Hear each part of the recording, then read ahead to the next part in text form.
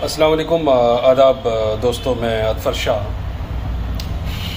दोस्तों, जिस तरीके के रिज़ल्ट्स आ रहे हैं एग्ज़ामिनेशंस में आप, और जिस नवीयत की मीडिया या सोशल मीडिया कवरेज है, उसको लेकर कई तरह की ऑब्ज़र्वेशंस या यूँ कहें सोशियोलॉजिकल ऑब्ज़र्वेशंस आपके सामने रखना चाहता हूँ।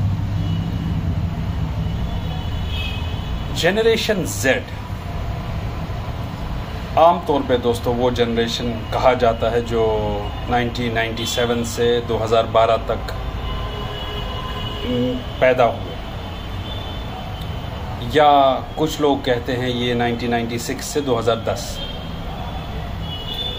ये बच्चे जिनके रिज़ल्ट्स आ रहे हैं नीट के, अभी 12th क्लास के आए थे, अगर हम कश्मीर के हवाले से बात करें तो एक निहायत एस्पिरेशनल जनरेशन जो काफ़ी करियर ओरिएंटेड है, और बाद में कंपैरिजन्स भी हो जाते हैं। अगर मिलेनियल्स की बात करें, हम लोग अपने एज ग्रुप्स की बात करें, अप टू 40 जो इस वक्त है,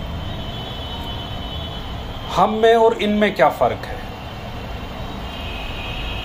दोस्तों? ये जो आज आप देख रहे हैं कि रिज़ल्ट आया फ्रॉम पेंटर टू डॉक्टर, हर तरफ छाया हुआ है, उस बच्चे को मैं मुबारकबाद पेश करना चाहता हूँ। कई ऐसी मिसालें हैं जो लोग मार्जिन्स से आते हैं, जो लोग सोशली वीकर सेक्शन से आते हैं और इकोनॉमिकली वीकर सेक्शन से आते हैं और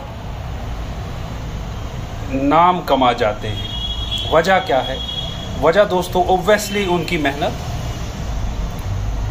उनका फ्यूचर ओरिएंटेड, करियर ओरिएंटेड होना। दूसरी जो बड़ी वजह है जो आजकल फ़र्क करती है उनमें और हम में, वो है media coverage, specially social media पे इन चीज़ों पे रोज़ का डिस्कशन।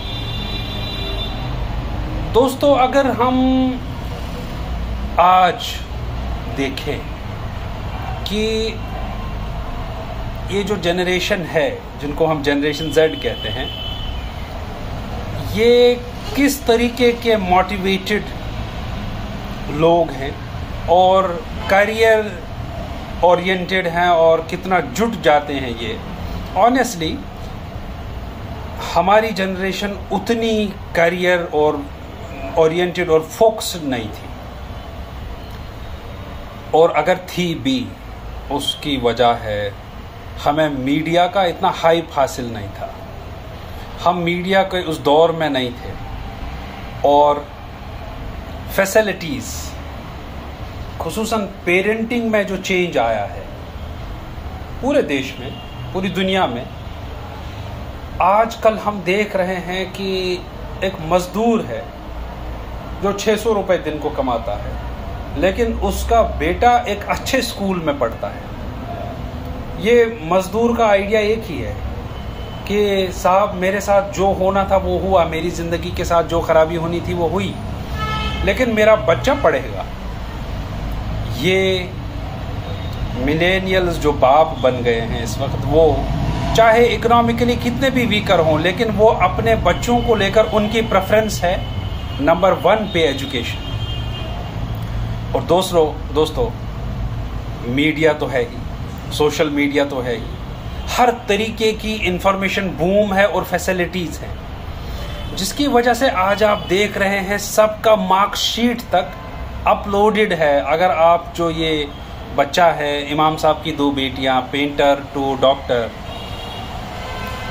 किसी को उनका मार्कशीट भी देखना होगा तो you will find that available on the social media.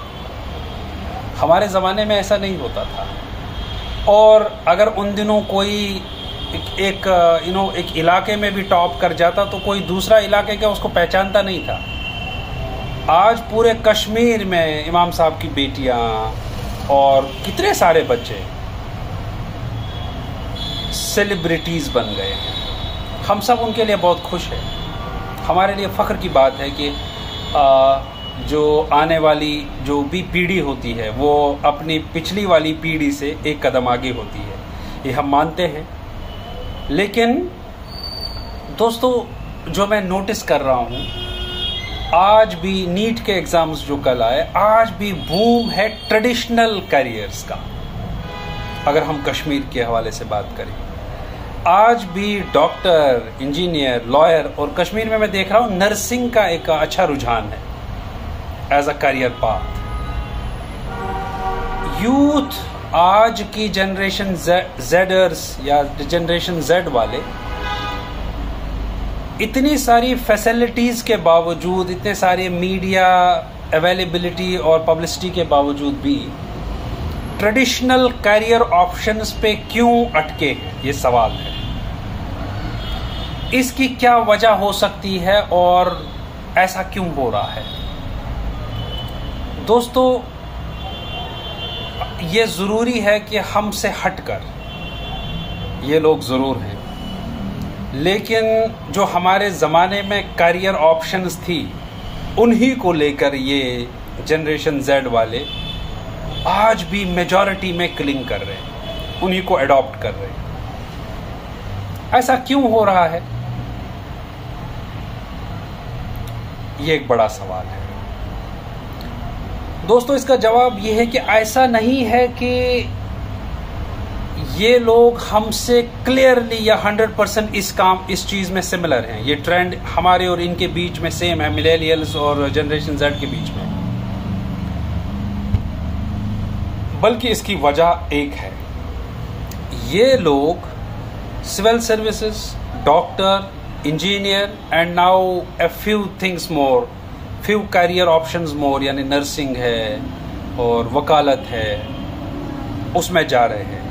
ये हमारे ज़माने में भी होता था, लेकिन ये इस लिहाज से नहीं जा रहे हैं दोस्तों कि बस यही एक आखिरी पड़ाव था। आप देखेंगे जो ये डॉक्टर ज्वाइन करेंगे, अपनी ट्रेनिंग करेंगे, ट्रेनिंग के दौरान ही you will find them somewhere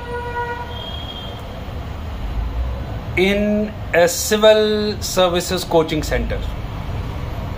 MBBS यहाँ से हो जाएगा और IAS के रिजल्ट्स यहाँ से आएंगे, JKS के रिजल्ट्स में ये लोग क्वालिफाई करेंगे। ये होंगे नर्सिंग में और ये लोग सिविल सर्विसेज में आएंगे। ये होंगे सिविल सर्विसेज में और ये लोग नेट JRF करके किसी यूनिवर्सिटी में असिस्टेंट प्रोफेसर बनने जाएंगे। ये फर्क है और इनमें और हम में। They are more future oriented, they are more media savvy, they are very fast in their imaginations, especially in their career imaginations. This is what makes them different from us. Therefore, जब भी कोई मतलब ये सवाल करे कि आज भी डॉक्टर इंजीनियर क्यों, डॉक्टर इंजीनियर, लॉयर, ऑथर या नर्स, इनका दोस्तों आखिरी लक्ष्य नहीं है। ये लोग शुरू यहाँ से करते हैं। That makes them different from us. हमारे ज़माने में जब कॉमन एंट्रेंस टेस्ट होता था, तो उन दिनों दोस्तों जो लाइन चूज़ की, उसी लाइन में बड़े भी हो गए, बूढ़े भी हो गए, रिटायर भी हो गए। लेकिन जनरेशन जेड और इनके बाद आने वाली जो भी अल्फ़ा एंड अदर जनरेशन्स होंगी दोस्तों, करियर ऑप्शंस में फास्टेस्ट, करियर ऑप्शंस के पीछे जो शिद्दत ये लोग लगाते हैं उसे हासिल करने में, उसमें ट्रमेंडस पोटेंशियल है इनका उसको अचीव करने में। बेसिकली अब ये जनरेशन हार मानने वाली ही नहीं है। They are much ahead. उसके रीजंस मैं आपको बता चुका हूं। उसके रीजंस पहली ये कि पेरेंटिंग बहुत सुधर गई है, पेरेंटल सपोर्ट काफ़ी है, बहुत ज़्यादा। पेरेंट्स एट टाइम्स ज़मीन जायदाद बेचने को तैयार हो जाते हैं अगर बच्चे का जगह अच्छे कॉलेज में एडमिशन हो रहा हो। बेटी या बेटा, कश्मीर को लेकर हम ये जेंडर डिफरेंसेस भी भूल जाते हैं जो बाकी देश में चलता है और चलता होगा बहुत सारी जगहों पर। कश्मीर में मैं देख रहा हूँ बेटी ने क्वालिफाई किया, उतनी ही खुशी, बेटे ने क्वालिफाई किया उतनी ही खुशी। ऐसा नहीं है कि बेटी की खुशी थोड़ी कम है, बल्कि मुझे लगता है कि बेटियों को तो और भी सेलिब्रेट किया जाता है। This makes us different, this makes our society different. Media दूसरा factor, media information boom, information की availability, more career options and more ways to achieve, more facilities in terms of modern coaching. अब AI का जमाना है तो notes best possible, time management, अच्छा guidance, counselling, YouTube सब available है। शाम को हेडफोन कान में डाल के they can listen to any motivational lectures कि अपने करियर को, अपनी ज़िंदगी में को मैं कैसे बनाऊं। दोस्तों ये सब एक तरफ, दूसरी तरफ जो बड़ा सवाल है, अगर ये जनरेशन अपने फाइनल मोड पे, जो अपेरेंटली हमारा फाइनल मोड होता था, वो इनका फाइनल नहीं है, वो इनका बिगिनिंग है। जो हमारा एंड होता था वो इनका मीन्स टू द एंड है। एज आई सेड, ये लोग शुरू करेंगे एमबीबीएस से, ये लोग शुरू करेंगे इंजीनियरिंग से, ये लोग शुरू करेंगे नर्सिंग से, but they will end up to be the civil servants tomorrow. ये लोग सिविल सर्विस से शुरू करेंगे, they will end up at a university. They are more dynamic, they are more fast in changing their career choices. ये लोग हर किसी इन चीज़ों पे एक्सपेरिमेंट्स कर रहे हैं कैरियर पे, कोई एक नहीं होता फिक्स। दूसरा जो मुझे बात करनी है, क्योंकि ये वीडियो भी ज़्यादा लंबी ना हो जाए, बड़ी ना हो जाए, मैं आपसे ये कहना चाहता हूँ कि इस सारे शोर शराबे के बीच, सेलिब्रेशन के बीच, जो बच्चे अभी नीट ना क्वालिफाई कर पाए, जो बच्चे अभी 12th के एग्ज़ाम में किसी एक सब्जेक्ट से रह गए, मैं आज भी इन्हीं टॉपर्स को इस्तिदा करता हूँ, इनकी रिक्वेस्ट करता हूँ इन सब से कि बराए मेहरबानी सोशल मीडिया पे आएँ और अपने बेहतरीन इनपुट्स शेयर करें, टिप्स शेयर करें उन बच्चों के लिए जो बच्चे किसी एक सब्जेक्ट में रह गए। अपना एक मोटिवेशनल बताएं, अपनी स्ट्रगल बताएं कि किस तरीके से पॉसिबल हो सकता है। Specially address your messages to those who have failed and who have not been able to qualify NEET, उनके लिए, क्योंकि वो भी हमारे समाज का, वो भी आपके यूथ कोहर्ट का उतना ही इम्पोर्टेंट हिस्सा है, सबसे बड़ा हिस्सा। नीट में तो लाखों बैठते हैं, सब तो क्वालिफाई नहीं करेंगे ना। उनको आप बताइए, और कैरियर काउंसलर्स का ये रोल बनता है, एक फरीज़ा बनता है कि वो भी अपने अपने मैसेजेस के थ्रू उन बच्चों के लिए एक मैसेज ज़रूर छोड़ दें कि अगर आप नीट में रह गए तो this is not the end of the story. अभी तो पूरा आसमां बाकी है, अभी तो सारा मैदान खाली है। इतने सारे कैरियर्स हैं, डेटा साइंसेज है, क्लाउड कंप्यूटिंग, कंप्यूटर्स का ज़माना है, आर्टिफिशियल इंटेलिजेंस है, एविएशन है, अच्छा जियोलॉजी है, माइनिंग है, और इसमें ज्योग्राफिया एज अ सब्जेक्ट। इतने सारे साइंटिफिक डिसिप्लिन्स हैं जिनमें आप कमाल कर सकते हैं। बहुत बहुत शुक्रिया।